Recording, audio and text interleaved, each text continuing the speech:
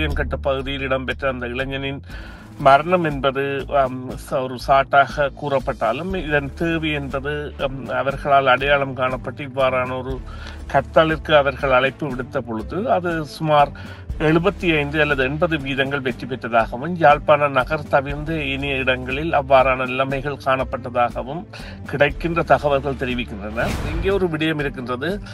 நாங்கள் என்னதான் காரணங்கள் காரியங்களை கூறி அவற்றை சமாதானப்படுத்த முயன்றாலும் மக்களின் வாக்குகள் என்பதை மேற்குலகம் என்பது மதிக்கின்ற ஒரு சக்தியாக இருக்கின்றது. எனவே மக்களின் வாக்கு எதை தெரிவிக்கின்றதோ அதனை அவர்கள் கருது பொருளாக எடுக்கின்றார்கள். எனவே மக்கள் இந்த மாற்றங்களை விரும்புகின்றார்கள் என்று நினைக்கின்றார்கள். அந்த வகையில் இது மிகவும் ஒரு பாதிப்பான விடயமாக அமையும் என்பதை இந்த கட்சிகள் உணர்ந்திருக்க வேண்டிய ஒரு சூழ்நிலை இருக்கின்றது. இன்னும் அவை உணர்ந்தபடியாக இல்லை என்றால் அவரிடையே ஒற்றுமை என்பதை இன்னுமே ஏற்படவில்லை.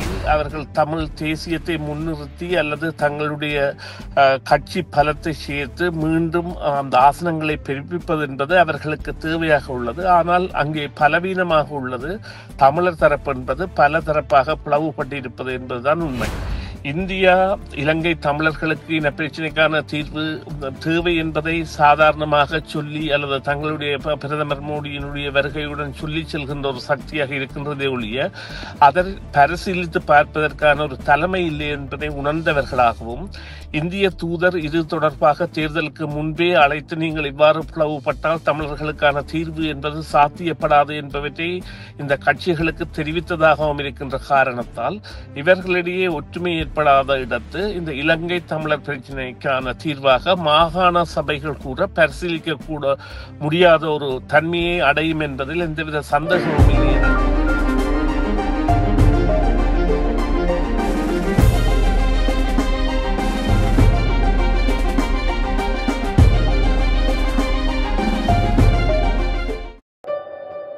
வணக்கம் நேயர்களே, மீண்டும் மற்றும் ஒரு செய்தியின் பின்னணி நிகழ்ச்சியில் உங்கள் அனைவரையும் சந்திப்பதில் மிக்க மகிழ்ச்சி அடைகின்றோம். இன்றைய தினம் பேச போகின்றோம் என்னவென்றால், வடக்கு கிழக்கில் தமிழரசு கட்சியால் கர்த்தால் ஒன்று முன்னெடுக்கப்பட்டிருந்தது. அதை பற்றி பேச போகின்றோம். அது வெற்றி அளித்திருக்கின்றதா அப்படின்னு சொல்லி பேச போகின்றோம். தகவல்களை கேட்டறிவதற்காக சுரேஷ் சர்மாவை இணைத்துக் கொள்ள போகின்றோம். வணக்கம் சுரேஷ் சர்மா. வணக்கம் சுதர்சினி. வணக்கம் நேயர்களே. ஆமா, மீண்டும் வரவேற்கின்றோம் உங்களை நிகழ்ச்சிகளுக்கு. இன்றைய தினம் வடக்கு கிழக்கில் தமிழரசு கட்சியால் கர்த்தால் ஒன்று முன்னெடுக்கப்பட்டிருக்கிறது.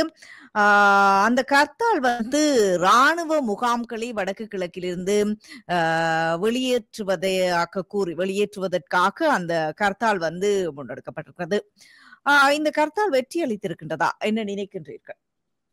நிச்சயமாக இவ்வாறான ஒரு கர்த்தால் இடம்பெறுவதற்கான காரணமாக அண்மையில் அந்த முத்தியன்கட்டு பகுதியில் இடம்பெற்ற அந்த இளைஞனின் மரணம் என்பது ஒரு சாட்டாக கூறப்பட்டாலும் இதன் தேவை என்பது அவர்களால் அடையாளம் காணப்பட்டு இவ்வாறான ஒரு கர்த்தாலிற்கு அவர்கள் அழைப்பு விடுத்த பொழுது அது சுமார் 75 அல்லது 80 வீதங்கள் வெற்றி பெற்றதாகவும் யாழ்ப்பாண நகர் தவிர்ந்த ஏனைய இடங்களில் அவ்வாறான நிலைமைகள் காணப்பட்டதாகவும் கிடைக்கின்ற தகவல்கள் தெரிவிக்கின்றன.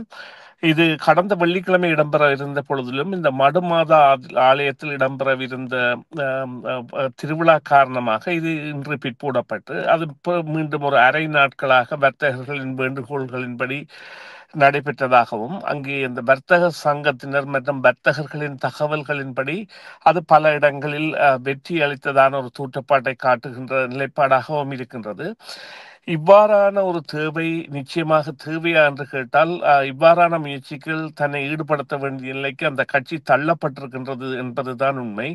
அந்த கட்சியின் கடந்த கால தேர்தலின் பொழுது ஏற்பட்ட பிளவுகள் மற்றும் அந்த கட்சியிலே உள்ள தற்பொழுதும் உள்ள பிரிவுகள் போன்றவை எல்லாம் அந்த கட்சியின் வாக்கு பலத்தை குறைத்து வருகின்றன என்பது அனைவரும் அறிந்த ஒரு விடயமாக இருக்கின்ற காரணத்தால் அந்த நிலையில் அவர்கள் மீண்டும் தங்களை துணிப்பதற்காக இவ்வாறான முயற்சியில் ஈடுபட்டிருக்கின்றார்கள். குறிப்பாக இங்கு ஒரு விடயத்தை கவனிக்க வேண்டும். இந்த கடந்த தேர்தலின் பொழுது 2 ஆசனங்களை இலகுவாக பெறக்கூடியதாக இருந்தும் அந்த கட்சியிலிருந்து வேட்பு மனு தாக்கல் செய்ய கிடைக்காத சிலர் பிரிந்து சென்று மீண்டும் தாங்கள் ஒரு வேறு சின்னத்தில் போட்டியிட்டதால் அவர்கள் கூட சுமார் 11,000 வாக்குகளை பிரித்து சென்றிருந்தனர்.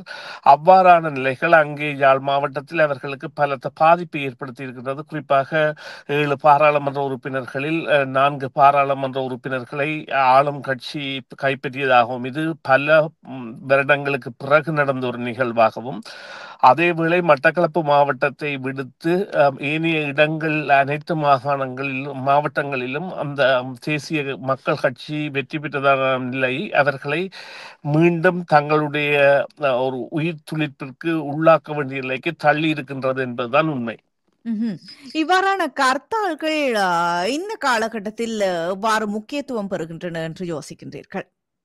இந்த கர்த்தால்கள் நிச்சயமாக அவர்களுடைய கட்சிகள் பலவாக பிரிந்திருப்பதால் பல பிரிவுகளில் தமிழ் தேசியம் என்பது தற்போது பிளவுபட்டு 5 அல்லது 6 முனைகளில் போட்டிகள் இடம்பெறுகின்றன. அதனால் அங்கே பாராளுமன்ற தேர்தலிலோ நகர மற்றும் மாநகராட்சி தேர்தல்களிலோ வெற்றி பெறுவது என்பது குறைவான சந்தர்ப்பத்தையே அவர்களுக்கு கொடுத்து வருகின்றது.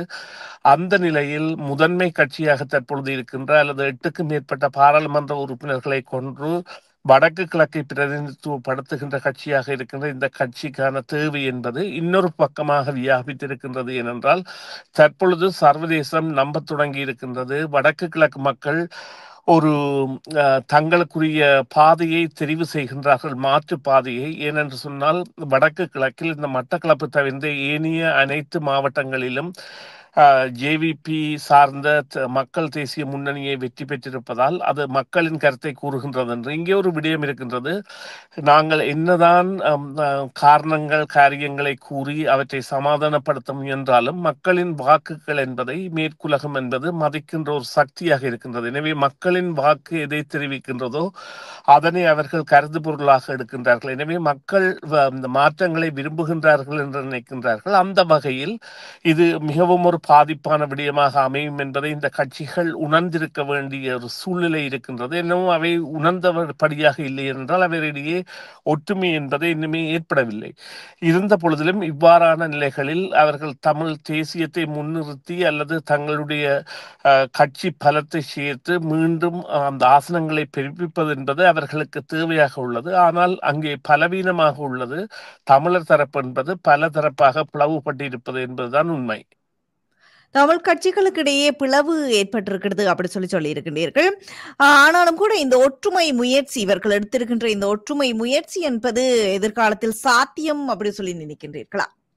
இல்லை, அதற்கான ஒரு புரிந்துணர்வு ஏற்பட வேண்டும். அதாவது இது தலையாக கட்சியாக இருக்கின்ற பொழுது சிறு கட்சி நாங்கள் இவ்வாறு ஒரு முயற்சியை எடுக்கிறோம் வாருங்கள் என்று கேட்பதை விட அவர்களை அழைத்து அவர்களை இருத்தி இவ்வாறான ஒரு முயற்சியில் ஈடுபடுவோம் என்றால் அது உண்மையிலேயே